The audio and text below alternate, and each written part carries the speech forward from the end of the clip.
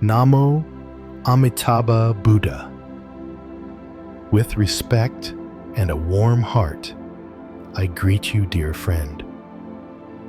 Tonight, may I ask you something very gently? Have you ever lain in bed, exhausted, yet unable to sleep? Not because something terrible happened, but because your mind simply won't let go. The day is over. The lights are off. The house is quiet. And still, your thoughts keep working, fixing, planning, replaying. Many people here in America know this feeling well. We are taught to be strong, responsible, self-reliant, to keep improving, to keep holding everything together. But what if just for tonight, you didn't have to repair your life? What if this moment is not asking you to solve anything, prove anything, or become anything more than you already are? The Buddha once offered a teaching so gentle that many people miss it. He taught that true peace does not come from fixing the world, but from loosening the grip inside the heart.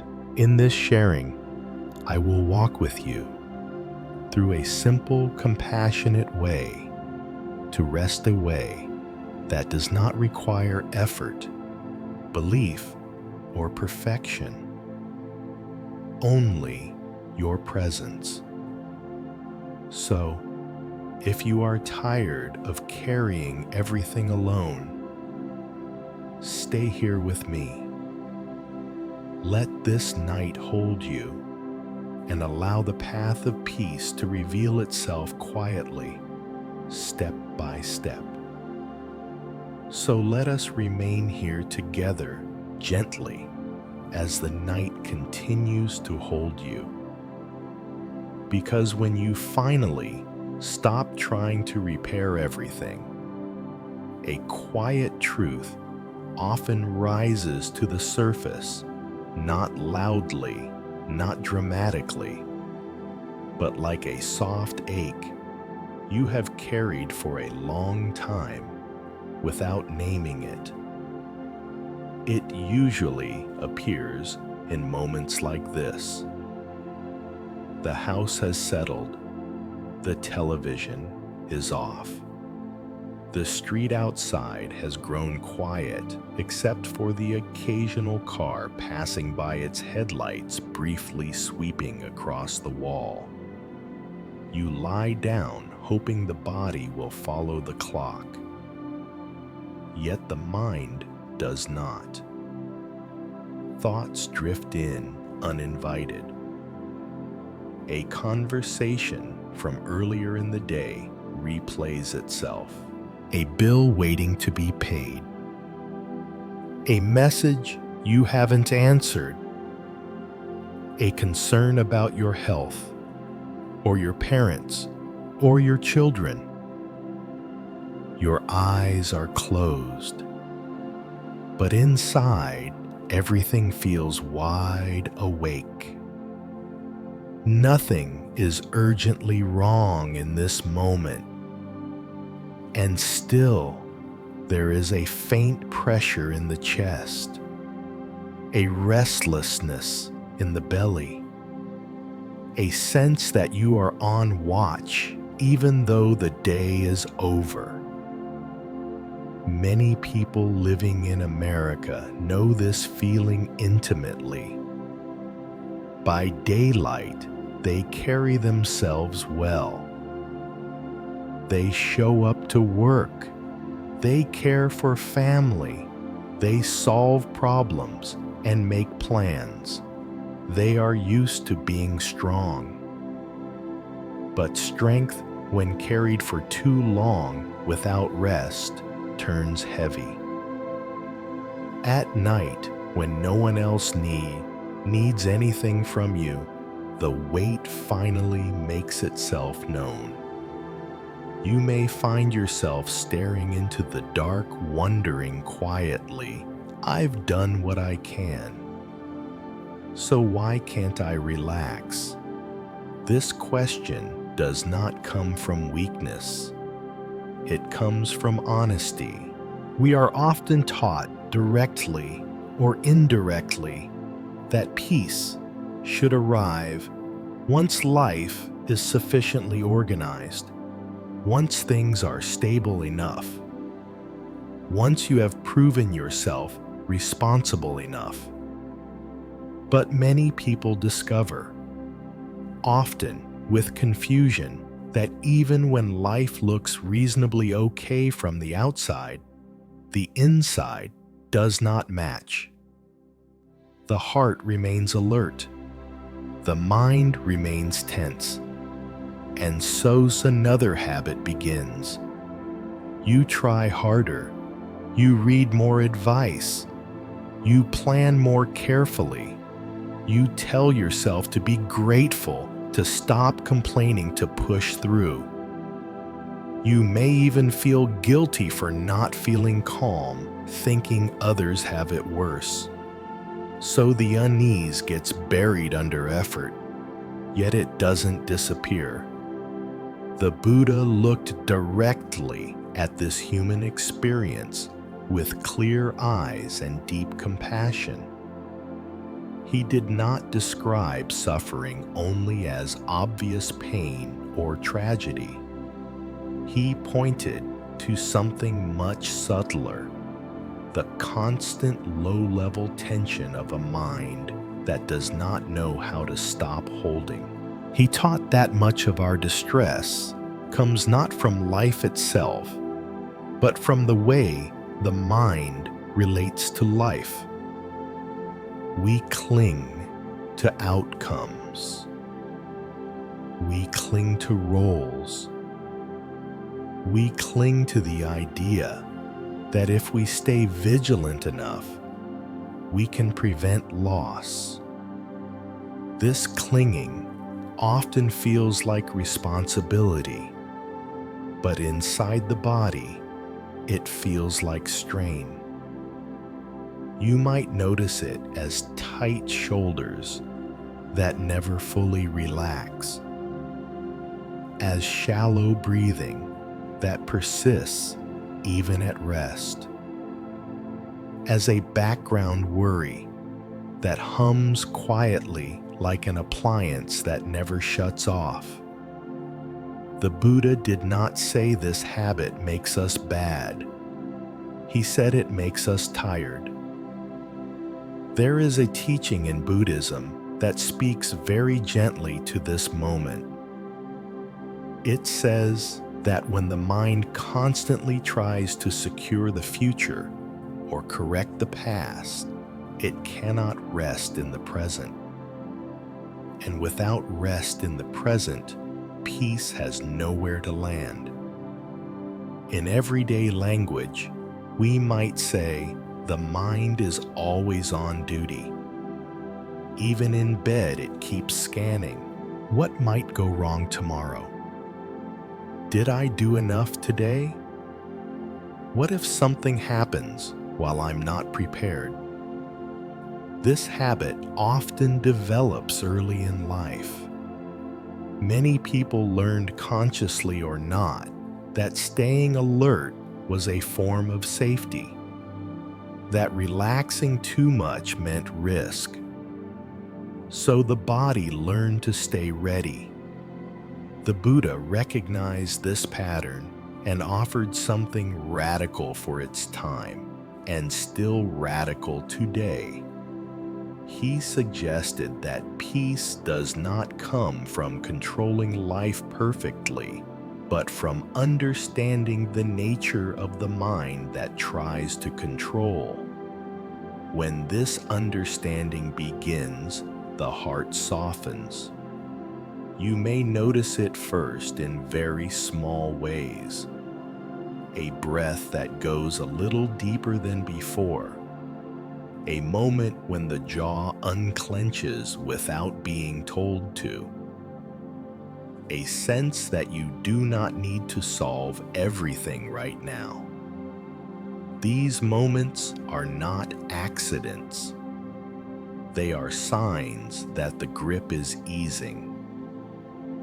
In Buddhist teaching, this easing is deeply important because suffering is not just about what happens.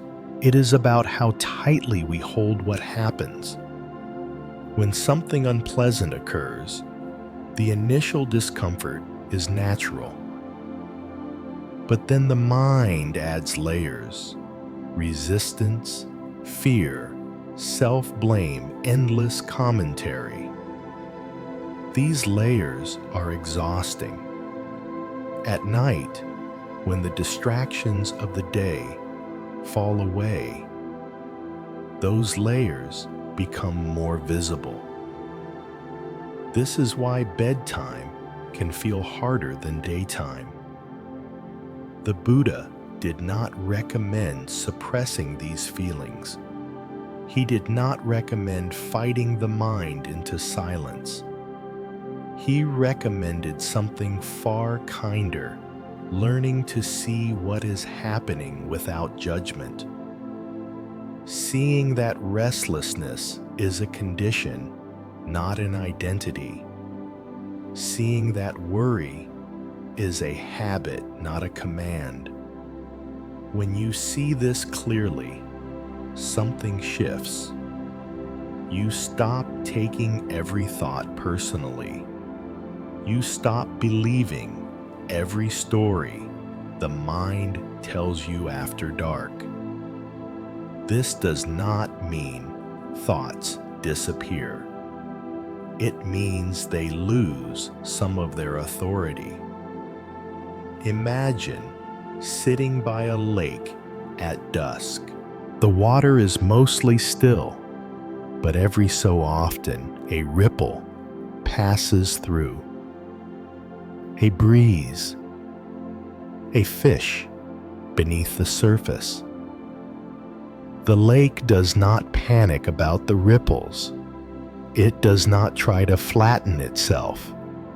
It simply allows the movement and then returns to stillness. The Buddha taught that the mind can learn to be like this, not by force, but by understanding.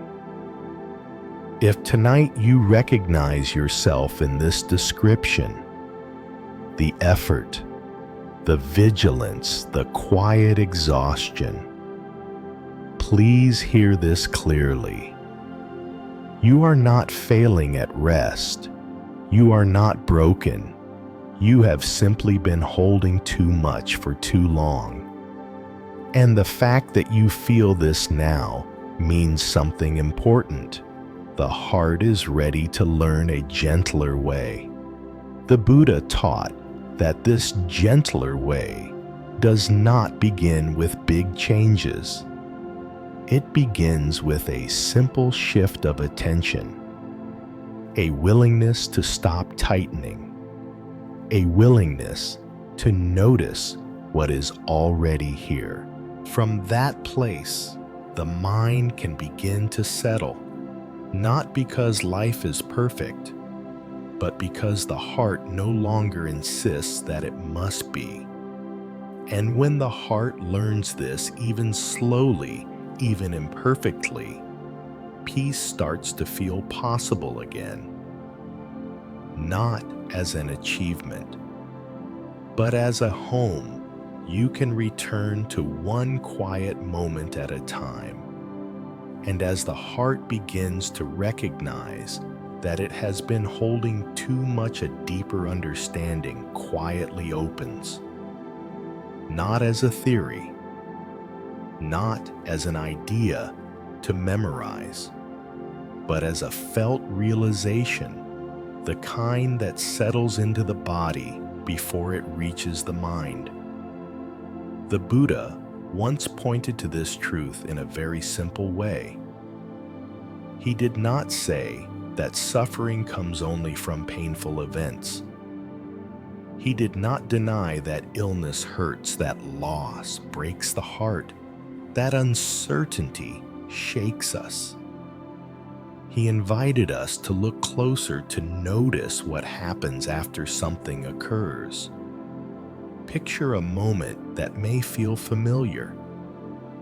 It is early evening. You check your email one last time, telling yourself it's just a quick glance. There it is, a short message from work, or a notice about a payment, or a few words that feel unclear. The message ends. The screen goes dark. But inside, something tightens.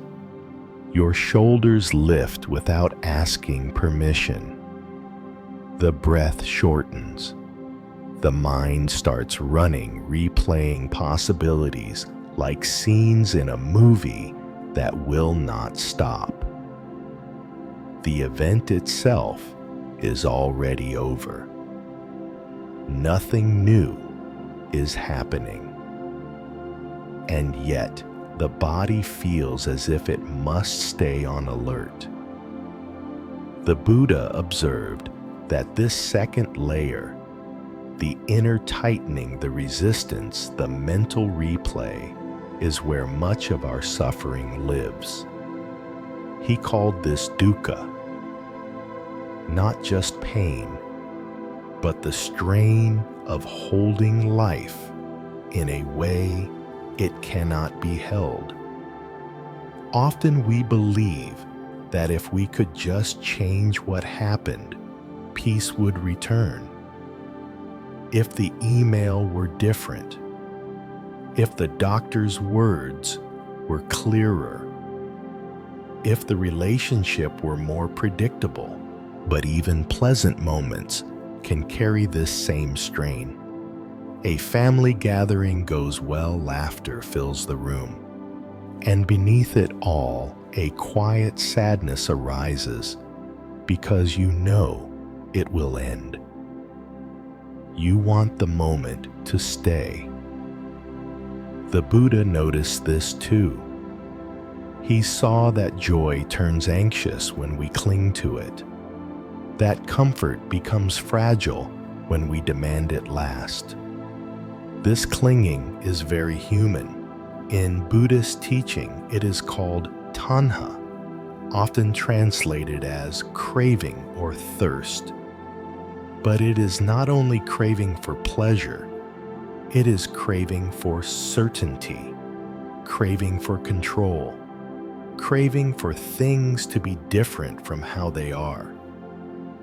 In modern life, this craving often disguises itself as responsibility. We tell ourselves we are just being careful, just staying prepared, just doing what adults do. But the body tells a different story. The jaw clenches, the stomach tightens, the mind refuses to settle even when nothing needs to be done. The Buddha did not criticize this habit. He understood where it came from. He saw that the mind believes holding tightly will keep us safe. That if we stay tense enough, vigilant enough, we can prevent pain. But this belief carries a hidden cost. The cost is rest. The cost is peace. The Buddha compared this to being struck by two arrows. The first arrow is the pain of life itself, the illness, the disappointment, the loss. The second arrow is what we add, the fear, the resistance, the self-blame, the endless inner dialogue.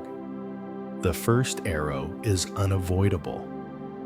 The second arrow is optional.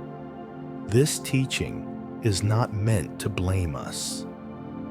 It is meant to free us. Because once we see the second arrow, we can begin to put it down. Many people living in America are especially skilled at enduring the first arrow. They work through pain. They stay functional. They push forward. But they are rarely taught how to stop firing the second arrow at themselves. At night, when the world quiets down, the second arrow becomes louder.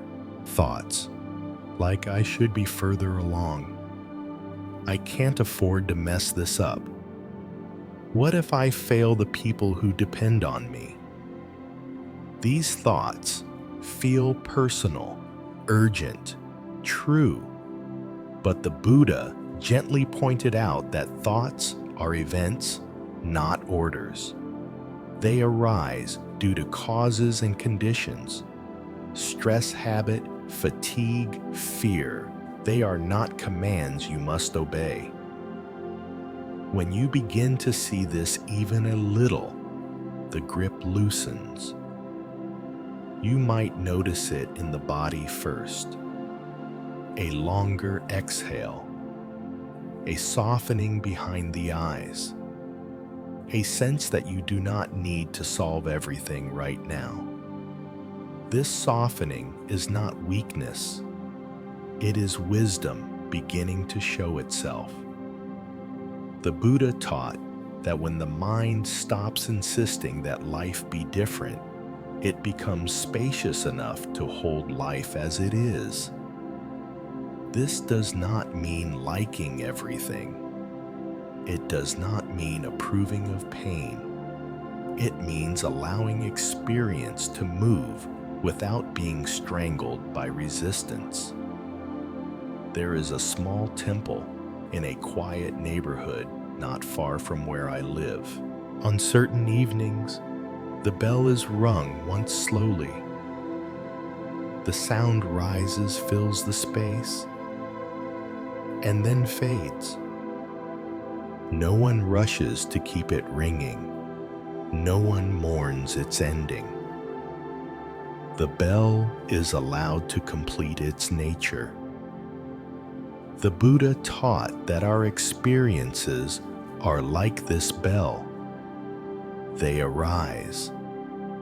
They vibrate for a time. They pass. Suffering begins when we refuse to let the sound fade.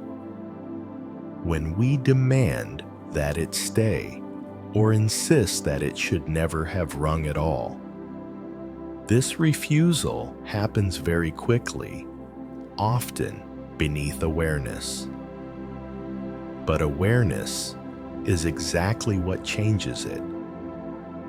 When you notice yourself holding a worry, holding a memory, holding a fear of the future, you are already stepping out of the habit. You may not release it immediately, and that's okay. Even seeing the holding is a form of letting go. The Buddha emphasized that insight does not arrive all at once. It arrives gradually through gentle attention, through noticing again and again how suffering forms, not to judge it, but to understand it. Understanding softens the heart, and a softened heart does not fight life as fiercely. If tonight you find yourself restless, replaying worrying, please remember this. You are not suffering because life is failing you. You are suffering because the mind is trying to protect you by holding too tightly. That strategy once helped, but now it may be causing more harm than good. The Buddha offered a different way, a way that does not require you to change your circumstances, only your relationship to them. This relationship begins with a simple shift from gripping to noticing, from forcing to allowing. And from this allowing, a new kind of peace becomes possible. Not the fragile peace that depends on everything going right, but the steady peace that comes from knowing you no longer have to fight every moment. This is the peace the Buddha spoke of, and it is closer than you think. Waiting quietly for the moment, you loosen your grip and let it arrive. And when the grip begins to loosen even slightly, something very ordinary becomes visible. It is how one small thought can quietly take over an entire night. Not a dramatic thought, not a crisis, just a single sentence that drifts in almost innocently. What if? It often arrives right after you turn off the light. Your body sinks into the mattress. The room grows still. A distant hum from the street fades into the background, and then a thought flickers like a match struck in the dark. What if I said the wrong thing today? What if the test results aren't good? What if I can't keep this up much longer? The thought is brief. It could pass. But something reaches out and holds it. The mind leans in. The body responds. Your heart beats a little faster. The breath lifts into the chest. Muscles tighten as if preparing for something that isn't actually happening. Minutes stretch. That one thought brings another, then another. The night which was meant for rest slowly fills with quiet labor. The Buddha paid close attention to this process. He noticed that suffering rarely begins with a storm. More often, it begins with a whisper, a mental image, a remembered tone of voice, a future scenario played out in the imagination. The mind does not announce its plans. It simply starts walking and invites you to follow. In Buddhist teaching, this is described as the chain of dependent arising. But you don't need the term to recognize the experience. One thought conditions another. Emotion follows thought. The body follows emotion. Soon you are wide awake, lying still, while an entire inner world moves at full speed. What makes this especially exhausting is not the thought itself. It is the belief that you must resolve it now. The mind says, if I can just think this through enough, I'll finally relax. So it keeps working.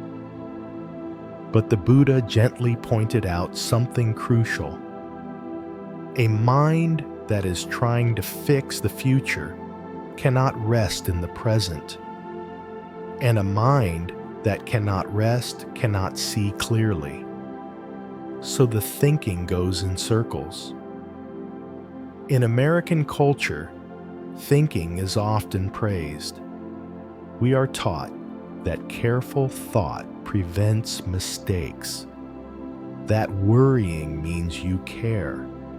But at night, thinking loses its usefulness.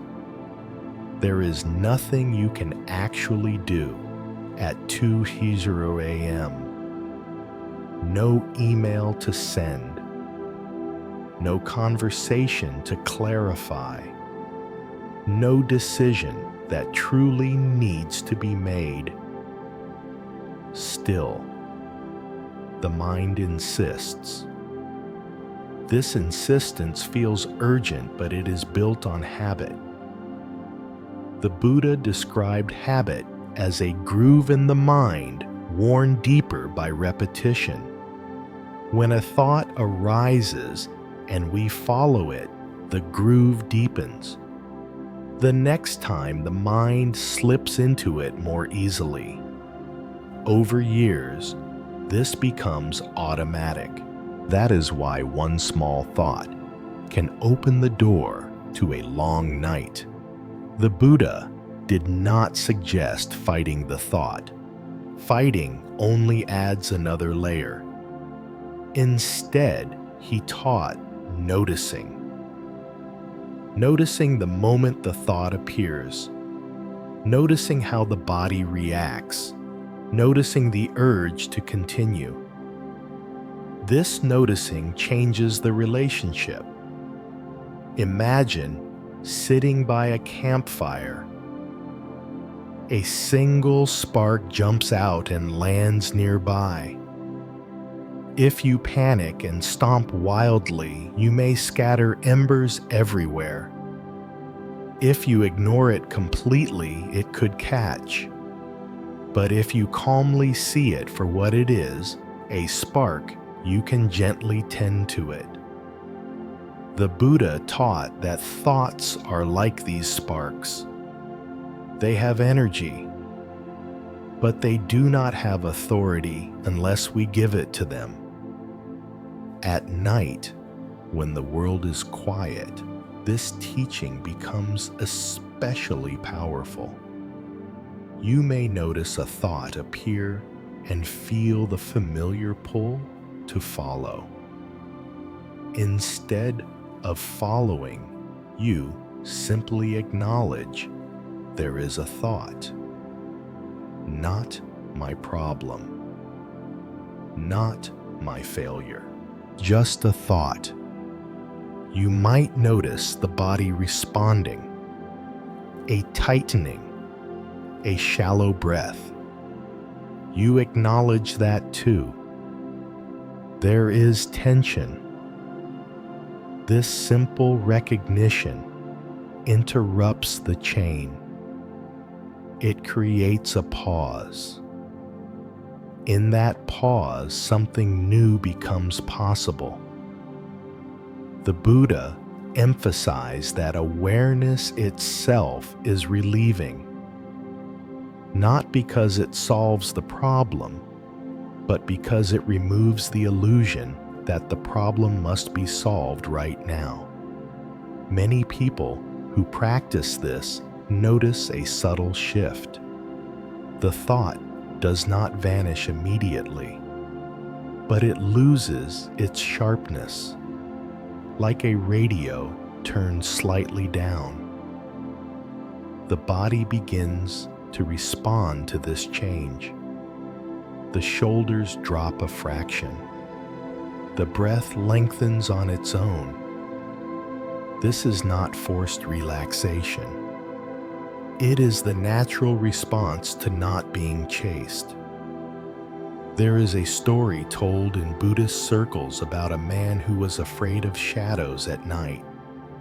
He would lie awake tense, watching them move across the wall. The more he watched, the more frightening they became. One evening, exhausted, he simply turned his head away. The shadows were still there, but they no longer held him. Thoughts at night are similar. They feel powerful because we stare at them. When we stop staring, they soften. The Buddha taught that peace does not come from eliminating thoughts, but from no longer being compelled by them. This is a subtle but profound shift. It means you can be awake without being agitated. It means a thought can exist without becoming a story. Over time, this changes the entire texture of the night. The mind learns that it does not need to patrol every possibility. The body learns that it is safe to rest. And even when sleep does not come immediately, suffering decreases. Lying awake without fighting is very different from lying awake in struggle. One is heavy, the other is spacious. If tonight you notice a small thought trying to take over, please remember this. You do not need to push it away. You do not need to solve it. You only need to see it clearly and let it be what it is. A momentary visitor, not a command, not a prophecy. The Buddha taught that when awareness meets a thought, the thought loses its power to multiply. It may return, and that is okay. Each time you notice you are training the mind in a new direction, not toward control, but toward freedom. And slowly, gently, the long nights begin to change. Not because life has become simpler, but because the heart has learned that it no longer has to follow every whisper into the dark. In that learning, rest becomes possible again, not as something you force, but as something you allow. And as the night grows quieter, as thoughts begin to lose their grip, another doorway gently appears. It is the doorway of turning the mind. Many people misunderstand what it means to chant the Buddha's name. They imagine it as asking for favors, as begging for protection, money, health, or luck. But the Buddha never taught bargaining with the universe. What he offered was something far more intimate. Nyemphet, calling the name of the Buddha, is not about asking reality to change. It is about allowing your mind to change. You can feel this difference if you pay close attention. Picture a moment when worry has been circling for hours. The body is tired. The eyes are heavy, and yet the mind keeps returning to the same knot. Then softly, almost awkwardly at first, you whisper, "Namo Amitābha Buddha." Not loudly, not dramatically, just enough for your own ears to hear. At first, the words feel like sound only, but something subtle begins to happen. The breath slows, the chest softens, the attention gathers. The mind, which was scattered across past and future, begins to come home. This is not magic. It is psychology and wisdom working together. The Buddha taught that the mind cannot hold two strong objects at once.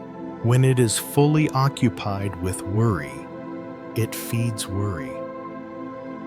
When it is gently anchored in something wholesome, the worry loses fuel. Calling the Buddha's name is not a spell, it is an anchor. In Buddhist understanding, the Buddha represents awakened qualities already present within you. Calm, compassion, clarity, steadiness. When you call the name, you are not calling someone outside to rescue you. You are reminding the mind of another way to be. Many people living in America approach prayer as a request. Please make this go away. Please fix this situation. Chanting the Buddha's name works differently. It does not argue with reality. It does not demand immediate relief. Instead, it gently replaces the mental habit that creates suffering. The habit of grasping. The habit of resisting. The habit of running endless scenarios. Each repetition of the name is like placing a warm hand on the mind and saying, "You can rest now." Over time, the body learns this message. I once met an older woman named Margaret who lived alone after her husband passed. At night, especially, her mind would wander into regret and fear. She told me that when she first tried chanting, she felt silly. Her voice sounded strange in the quiet room. Her thoughts kept interrupting, but she kept going, not perfectly, just patiently. She described how after a few minutes, her shoulders would drop. Her breathing would deepen without effort. Her face, reflected faintly in the window, looked softer. She said, "Nothing in my life changed right away, but something in me did." This is the heart of the practice. Niem Phot is not about controlling outcomes. It is about changing the inner climate in which outcomes are experienced. The Buddha taught that karma, cause and effect, begins in the mind, not as punishment or reward, but as momentum. A mind repeatedly soaked in fear produces more fear. A mind repeatedly trained in calm begins to rest in calm. Each time you choose to return to the Buddha's name, instead of a worrying thought, you are creating new conditions. Conditions for peace. Conditions for clarity. Conditions for rest. This is why chanting works even when nothing else seems to. It does not require belief in a doctrine. It does not require understanding deep philosophy. It requires only repetition and sincerity. The sound of the name becomes a rhythm. The rhythm becomes familiarity. The familiarity becomes safety. And safety is what the nervous system has been craving all along. In Buddhist temples across the United States, you will often hear chanting done slowly, evenly, without urgency. No one rushes to finish. No one strains to achieve something. The sound fills the space, then dissolves. The practitioners are not trying to escape life. They are learning how to meet life without being torn apart by it. At night alone in your room, the practice is the same. You might lie on your back, one hand resting on the chest. You might whisper the name with each exhale, or simply repeat it silently in the mind. Thoughts will still appear. That is natural. When they do, you do not scold yourself. You gently return to the name again and again. Each return is not failure. It is success, because you are choosing where the mind rests. The Buddha taught that liberation does not come from erasing thoughts, but from no longer being dragged by them. Chanting trains this freedom. Over time, something beautiful happens. The name begins to feel less like words and more like a presence, a steady companionship in the night. The fear does not need to disappear completely for peace to be felt. It only needs to stop being in charge. Many people report that after consistent practice, sleep comes more naturally, not forced, not chased. It arrives when the body senses that vigilance is no longer required. And even when sleep does not come right away, the suffering is less. Lying awake with a calm mind is very different from lying awake in panic. This is why Amitābha is called a path of transformation, not a transaction. You are not trading words for blessings. You are cultivating a mind capable of receiving peace. If tonight you feel unsure how to begin, keep it simple. Do not wait for faith to appear. Let the practice create the faith. Whisper the name as you are, tired, uncertain, human. Let the sound replace the inner noise one moment at a time. And remember this clearly. You are not calling the Buddha to come to you. You are allowing your mind to step closer to the Buddha nature already within. This is the exchange that truly matters. Not changing the world in one night, but changing the way the heart meets the world. In that change, gently, quietly suffering loosens its grip, and peace, real peace, has room to enter. And once the mind has tasted this gentle turning, something very simple becomes enough. Not effort, not explanation, just breath and a name. At this point, nothing needs to be fixed or improved. The body is already here. The night is already holding you. So we begin where life always begins again, with breathing. You might notice the next inhale arrive on its own. The chest lifts slightly. Cool air touches the nostrils.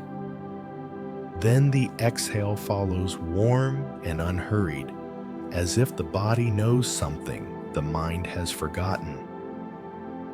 In Buddhist teaching, the breath is called a home base. Not because it solves problems, but because it is always happening in the present moment. When attention rests on the breath, it cannot wander far into regret or fear. Try this gently now, without forcing anything. As you breathe in, silently notice breathing in. As you breathe out, notice breathing out. No need to control the rhythm. No need to make it deep or slow. Just notice. At first, the mind may drift. That's okay. Each time you notice it drifting, you simply return to the breath, the way you would guide a tired child back to bed without scolding. After a few breaths, you may sense a softening. The space behind the eyes feels wider. The jaw loosens. The shoulders sink a little deeper into the bed. This is not imagination. It is the nervous system responding to safety.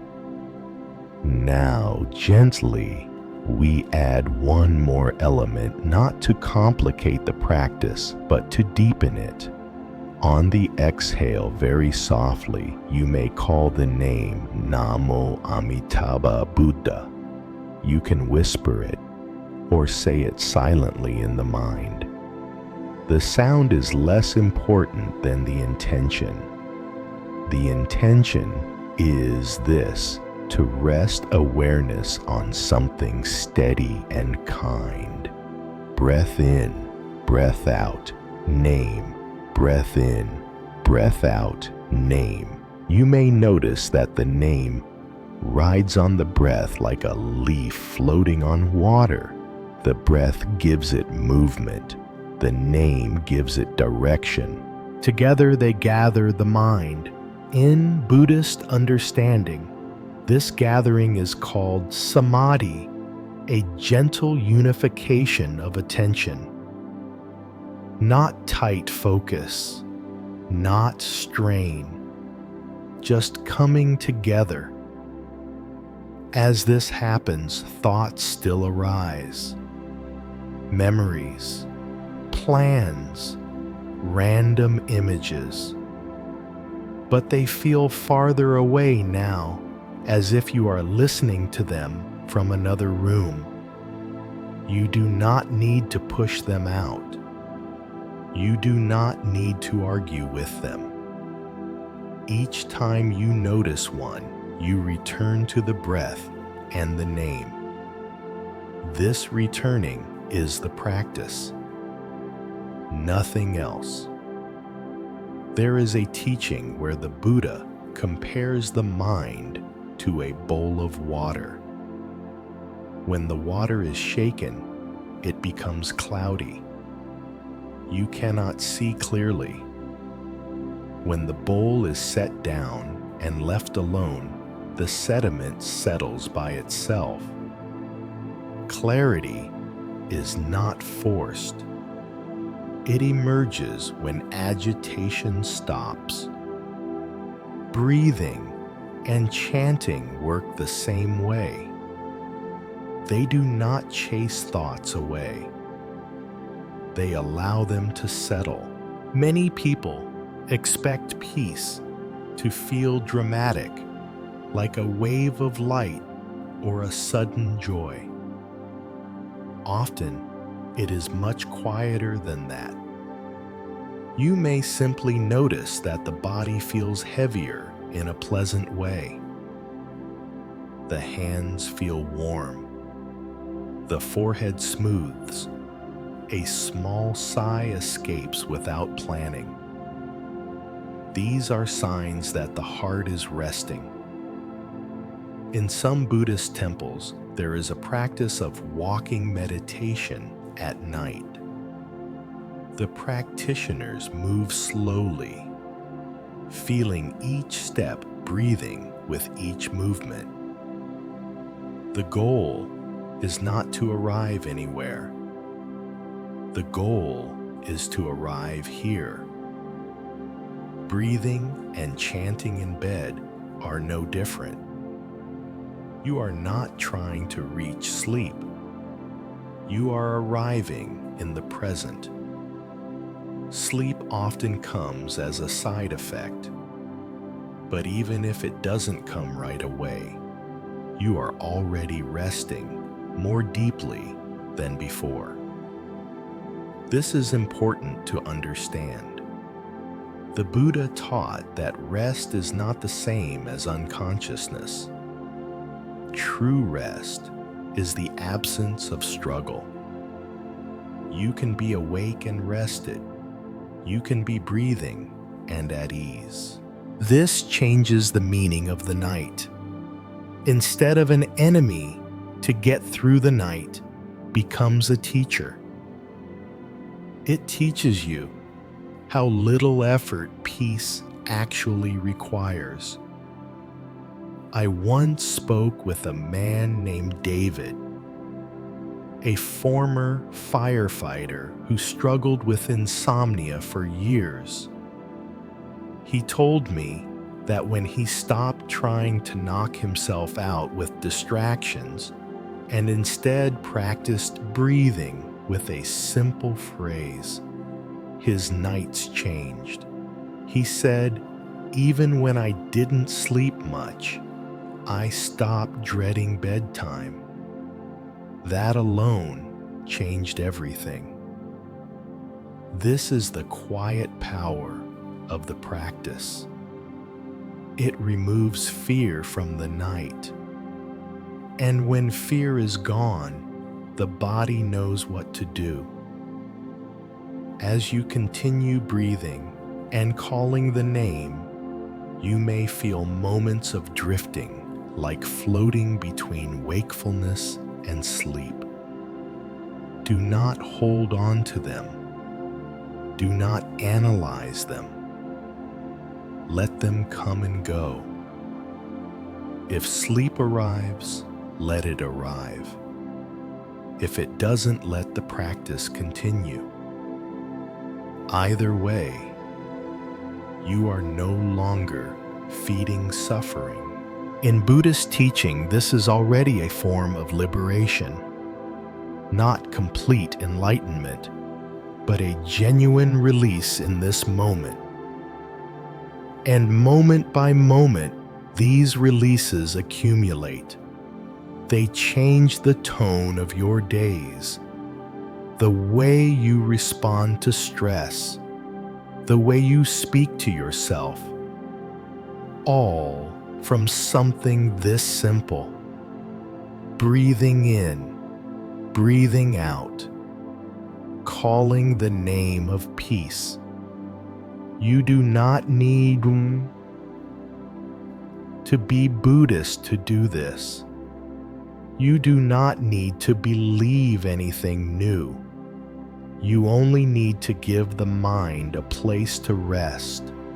Tonight, that place is the breath and the name that carries compassion. Stay here as long as you like. Let the night pass through you gently. And remember, peace is not something you chase. It is something you allow one breath at a time. And as the breath grows steady, as the heart rests more easily in the body, something very natural begins to arise, a widening.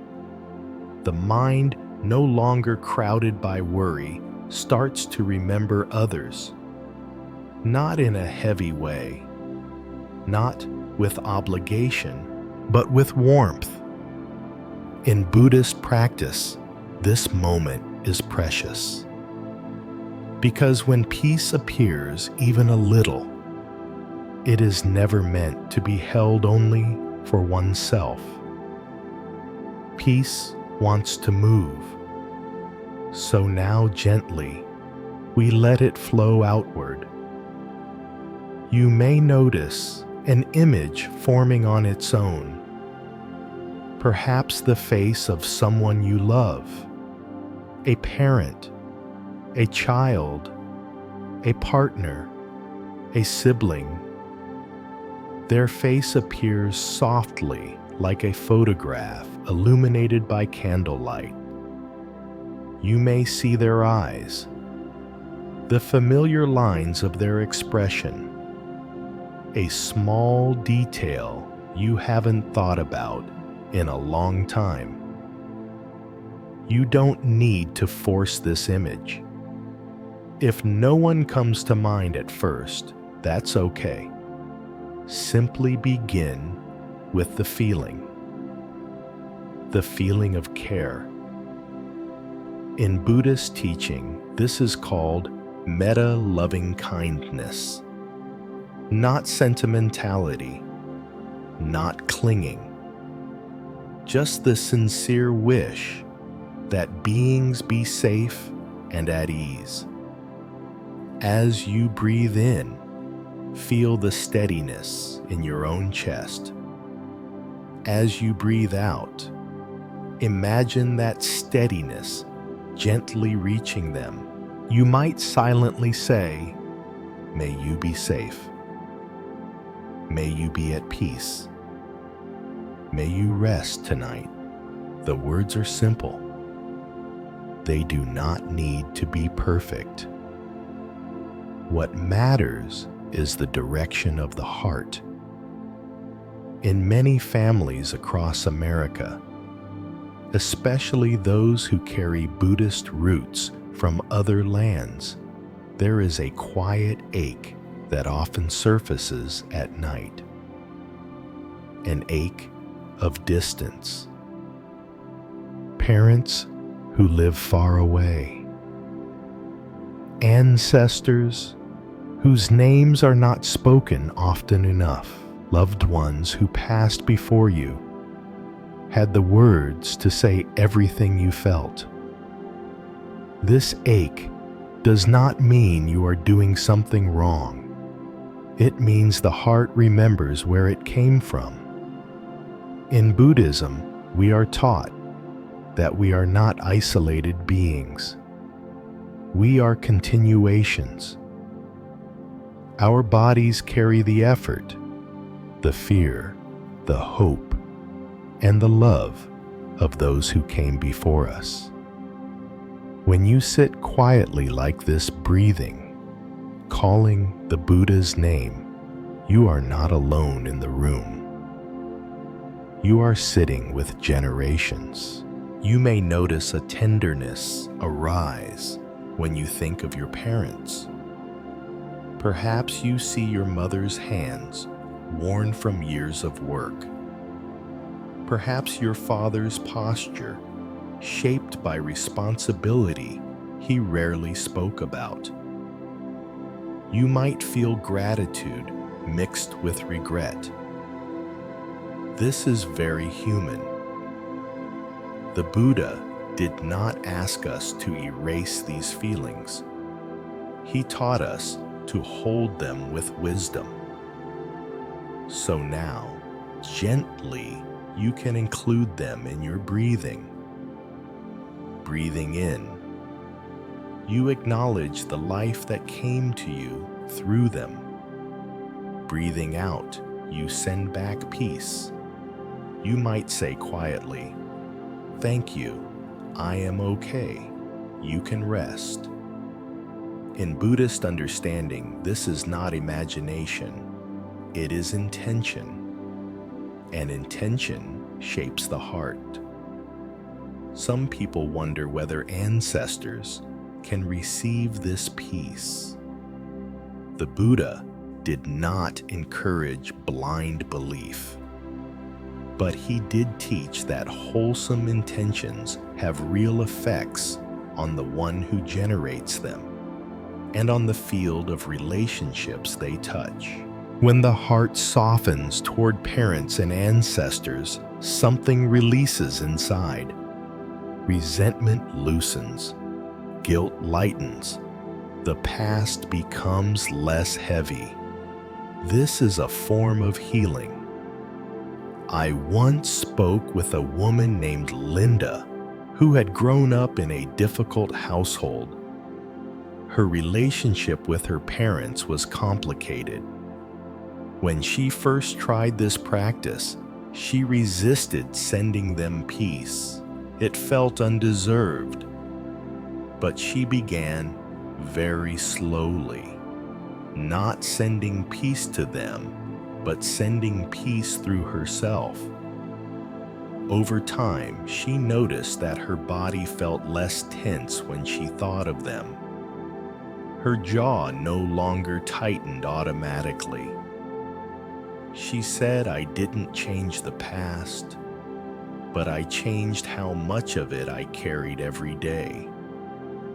This is the quiet power of dedication. It is not about approving of harm. It is about freeing the present from the weight of unresolved pain.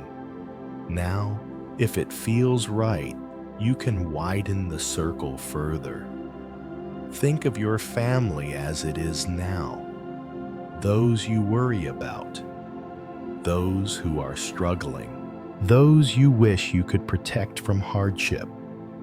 See them as they are in this moment, sleeping, resting, or perhaps lying awake like you once were. You don't need to fix their lives. You simply offer them the same peace you are tasting now. Breathing in steadiness, breathing out kindness. May you be safe. May you be free from unnecessary suffering. May you know rest. In Buddhist practice, this is called dedication of merit. It means that any goodness cultivated, any calm, any clarity, any compassion is consciously shared, not hoarded. The Buddha taught that goodness grows when it is shared. Like a candle lighting another candle, the first flame does not diminish. In temples, this dedication is often spoken aloud at the end of practice. At home alone at night, it is just as powerful. You may even feel a warmth spreading in the chest, a gentle fullness behind the ribs. This is not emotional excitement, it is connection. You may notice that when you send peace outward, your own peace deepens. This is not coincidence. The Buddha taught that self-centeredness tightens the heart, and generosity of any kind opens it, even the generosity of intention. Now, if you wish, you can include those who are no longer alive, ancestors whose faces you may not know, names lost to time. You don't need details, just the sense of lineage. You might imagine a long line behind you, standing quietly watching, not demanding anything, simply present. You breathe, you live, and in doing so, you honor them. You might whisper, "To those who came before me, may any peace I cultivate tonight reach you. May you be at ease." This practice often brings a deep stillness, a feeling of being supported rather than alone. Many people find that after this sleep comes more easily, not because they tried harder, but because the heart no longer feels isolated. In Buddhism, isolation is a subtle form of suffering. Connection is its medicine. As this section comes to a close, let the images fade naturally. Return attention to the breath, to the feeling of the bed beneath you, Notice how the body feels now compared to earlier. Perhaps heavier, perhaps softer. Nothing needs to be forced. If sleep comes, let it come. If not, continue breathing gently, knowing that this rest still matters. You have done something meaningful tonight. You did not fight the night. You did not run from the mind.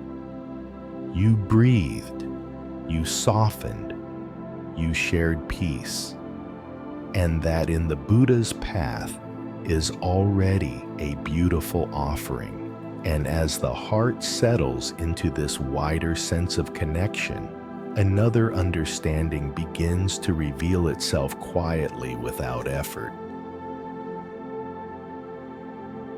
It is the realization that happiness arrives on its own when it is no longer being chased.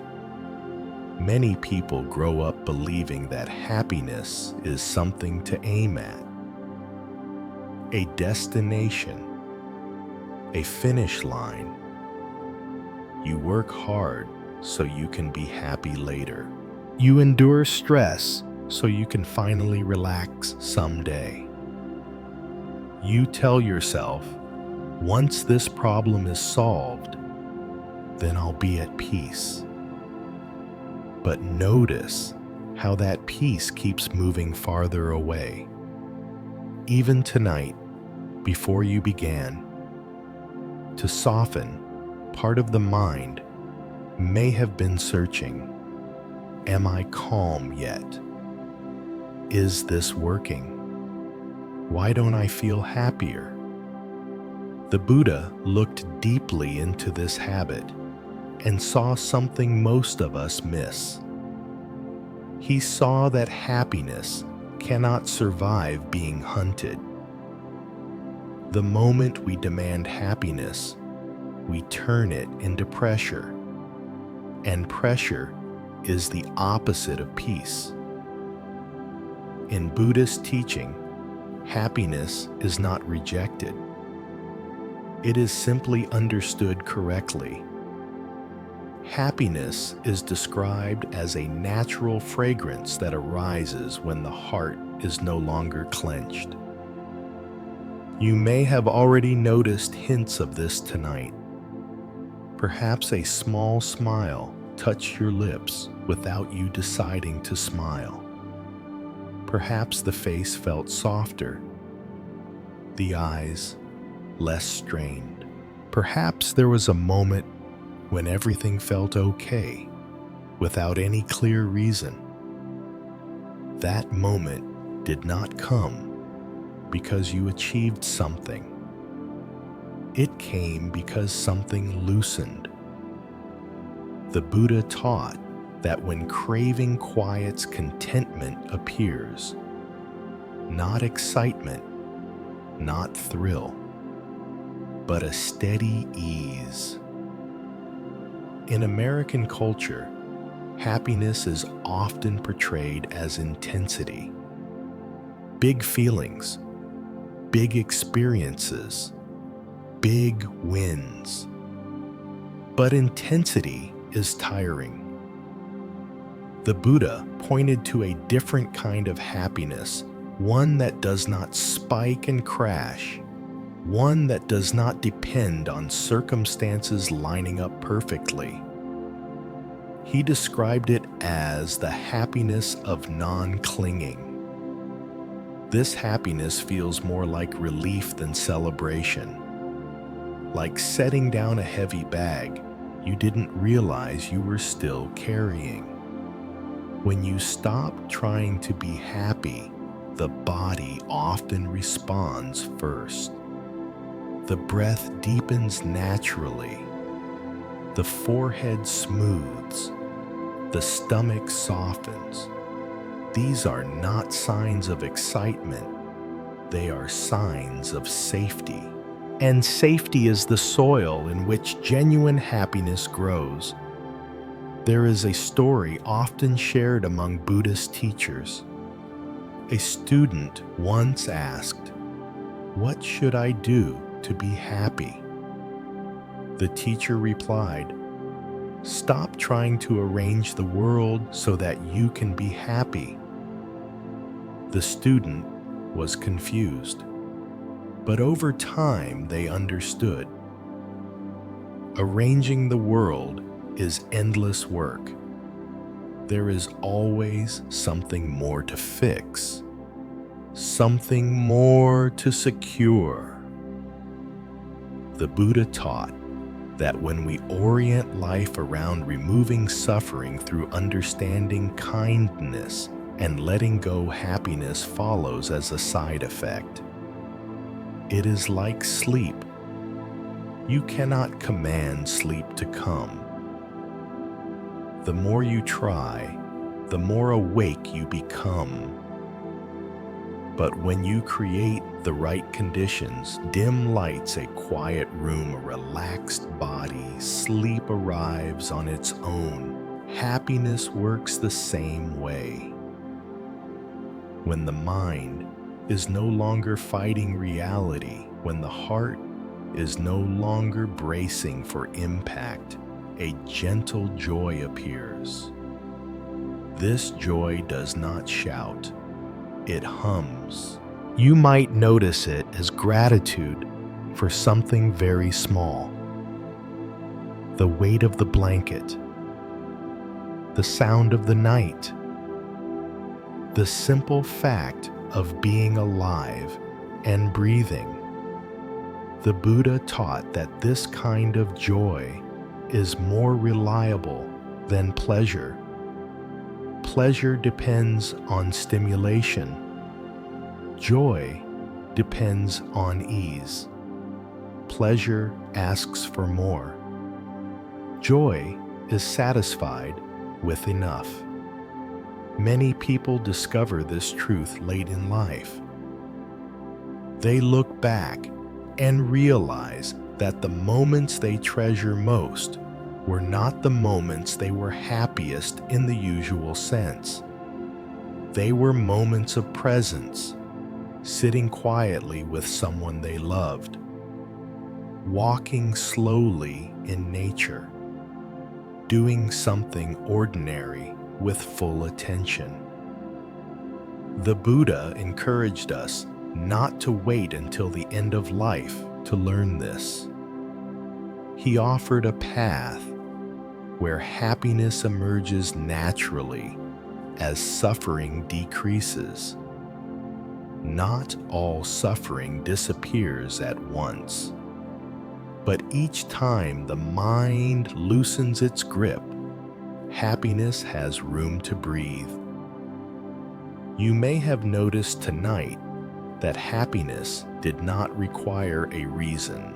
Nothing special happened. No problem was fully solved.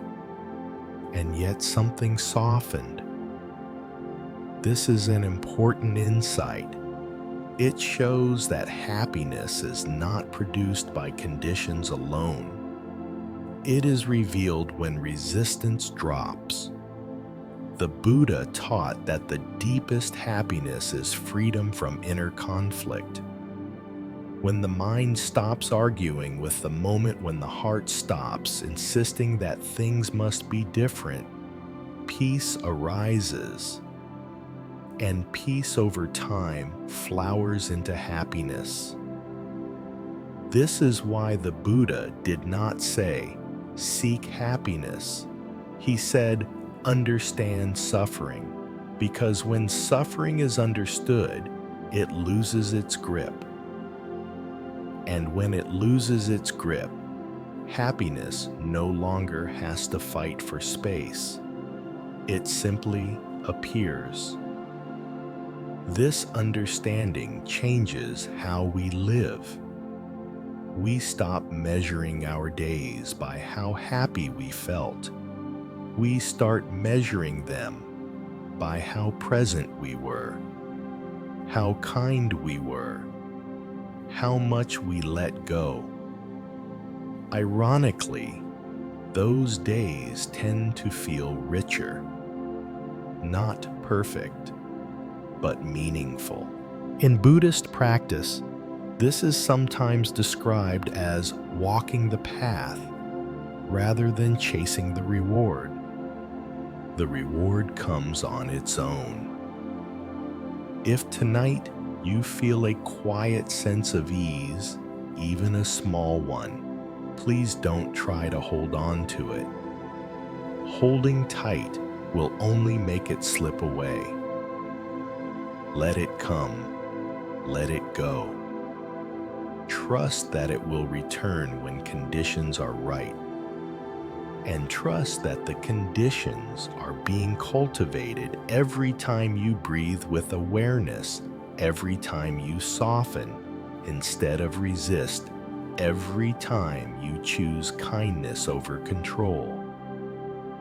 This is not a quick fix. It is a gentle reorientation of life, away from chasing happiness, toward living wisely. And from that wisdom, happiness follows not as a trophy, but as a companion, quiet, steady, and deeply human. As the night continues, allow this understanding to rest in you. You do not need to wake up happy tomorrow. You only need to wake up a little less burdened. Happiness will take care of itself, just as it is beginning to do now. And now, as the night deepens and the world outside grows quieter, there is nothing more you need to do. You may notice how different the body feels compared to when this evening began. The breath moves with less effort. The muscles no longer brace. The face, if you could see it, would look softer, unburdened, almost surprised by its own ease. This is not an accident. It is the natural result of letting go. Tonight was never about fixing your life. It was never about solving every problem or reaching some perfect state. The purpose of this night was much simpler: to stop fighting, to stop carrying what does not need to be carried right now, to remember that for this moment you are allowed to rest, and that purpose has already been fulfilled. Whether sleep has arrived or not, something important has shifted. You no longer feel alone with your thoughts. You no longer feel chased by the night. You are here, breathing present. In the Buddha's teaching, this is already success. He never measured practice by how peaceful someone looked from the outside. He measured it by how much unnecessary suffering had been laid down. Tonight, you laid something down. Perhaps it was a worry you have been holding for weeks. Perhaps it was the pressure to be strong or productive, or endlessly prepared. Perhaps it was the belief that rest must be earned. You did not throw these things away forever. You simply set them aside for the night, and that is enough. There is a quiet dignity in allowing yourself to rest before everything is resolved. The Buddha spoke often of this dignity. He taught that rest is not laziness, it is wisdom, because a mind that rests can see clearly. A heart that rests can respond with compassion. A body that rests remembers how to heal. As the hours pass, sleep may come and go in waves. You may drift in and out. You may wake briefly, then settle again. Whatever happens is fine. There is no score to keep tonight. If you wake, return to the breath. Return to the gentle calling of peace. Return to the feeling of being held by the night rather than tested by it. You may find that tomorrow things look slightly different, not dramatically changed, but softer at the edges. The same responsibilities may still be there. The same questions may still need answers. But the way you meet them will have shifted. You will carry less tension into the day. You will notice moments of ease more easily. You may even catch yourself pausing breathing before reacting. This is how the Buddha's path works. Not through sudden transformation, but through small, repeated releases. Each night, you choose rest over struggle. Something deepens. Each moment, you choose awareness over habit. The heart learns a new way. And over time, life feels less like a battle and more like a conversation. Before we part for the night, let us take a quiet moment to gather everything that has arisen here, the calm, the kindness, the understanding, and gently dedicate it. If you wish, you may silently say, "May any peace cultivated tonight support my own path tomorrow. May it also reach my family, my loved ones, and those who are struggling. May all beings rest more easily tonight." You do not need to believe anything special for this to matter. Intention itself is a form of action. The Buddha taught that even one sincere moment of kindness leaves a trace in the world. And tonight, you have offered many such moments. If you find comfort in this practice and wish to continue walking gently with it, you are welcome to return any time. There is no obligation, only an open door. Some nights you may listen all the way through. Other nights you may drift off halfway. Either way, the practice continues. If it feels right, you may quietly leave a comment with the Buddha's name or a simple word like peace as a way of planting a seed. You may also choose to subscribe, not out of pressure, but as a reminder that you are not walking this path alone. These are not demands. They are invitations. For now, there is nothing left to accomplish. The night has done its work, and you have done yours by allowing. Let the body sink a little deeper into rest. Let the breath continue its quiet rhythm.